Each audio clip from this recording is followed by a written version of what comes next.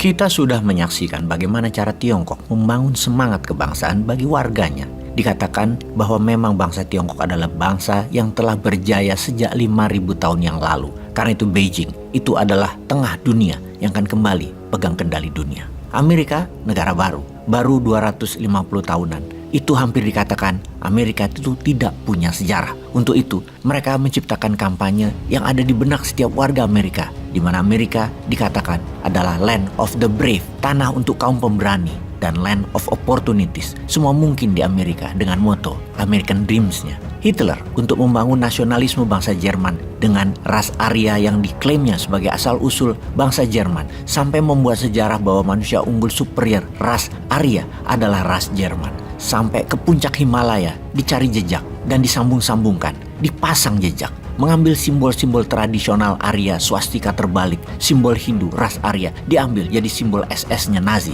Lalu Indonesia yang sejarahnya dibuat oleh Barat, yang masih diajarkan sampai sekarang di sekolah-sekolah, mengesankan kita bangsa Nusantara itu bangsa pendatang, bukan bangsa besar, bangsa asli Nusantara yang dikatakan tidak punya budaya kecuali ambil budaya pendatang. Dan untuk itu kita harus luruskan. Generasi muda ke depan harus bongkar semua doktrin pelajaran sekolah yang dipengaruhi Barat, yang membuat kita seakan bangsa lemah, bangsa kecil, bukan pemain global. Kita seakan bangsa dari selatan India lah, dari selatan Tiongkok lah asalnya, masuk ke lahan kosong di Nusantara. Emangnya orang pindah nyari lahan kosong? Ya enggak lah, nyari lahan makmur lah pastinya, nyari budaya yang lebih tinggi lah pastinya, nyari wilayah yang lebih aman lah pastinya. Sungguh, Nusantara adalah pemain global, dan untuk itu sampai emosi seorang Bosman berapi-api untuk membalik semua informasi Barat dan informasi asing yang melemahkan jiwa dan mental anak bangsa.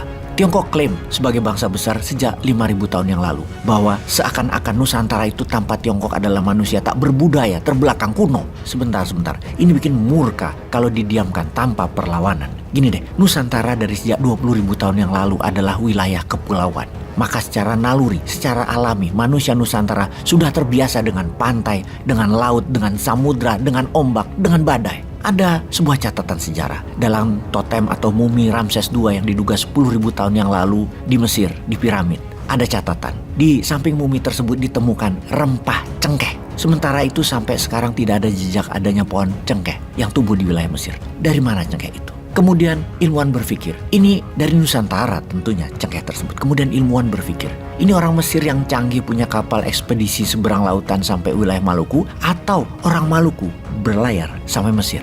Mesir yang punya budaya daratan dan gurun lebih jago buat kapal, atau orang kepulauan yang jago buat kapal dan mengarungi laut samudra 10.000 tahun yang lalu tentunya. Di mana jawaban logisnya? Apa mentang-mentang Mesir bisa bangun piramid, mereka juga jago buat kapal untuk seberang lautan? Kapan dipakainya tuh kapal? Atau bangsa Nusantara yang memang raja laut sejak 20.000 tahun yang lalu, di mana kapal makin besar untuk bisa seberangi lautan? Jawabannya adalah bangsa Nusantara yang bawa cengkeh ke Mesir. Namun demi membuat kecilnya Nusantara, dicitrakan bahwa bangsa Mesir lah yang punya armada kapal ambil cengkeh di Maluku. Lah ngawur lah informasi sejarah itu. Kita harus lawan. Untuk itu kita mundur ke Plato yang menceritakan tentang benua Atlantis yang maju semua penduduknya, yang semua mata sejarawan dunia mengarah bahwa Atlantis itu ada di Nusantara. Ini seharusnya dikembangkan terus dengan membuktikan bahwa artefak sejarah peradaban masa lalu bangsa Nusantara adalah bangsa pengendali dunia jauh sebelum peradaban Mesir dan Tiongkok yang digadang-gadang terbaik di dunia. Tidak, Nusantara punya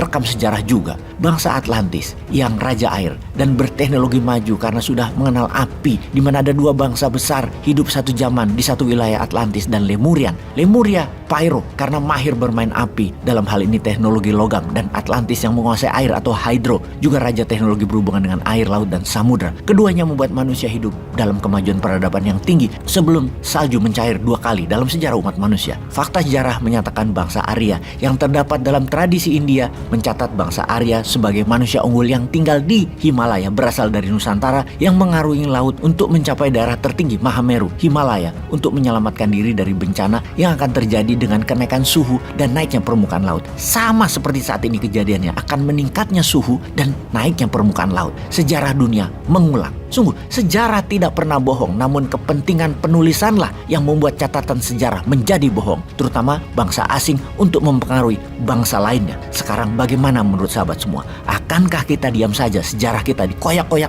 ilmuwan sejarah bangsa lain? Peace.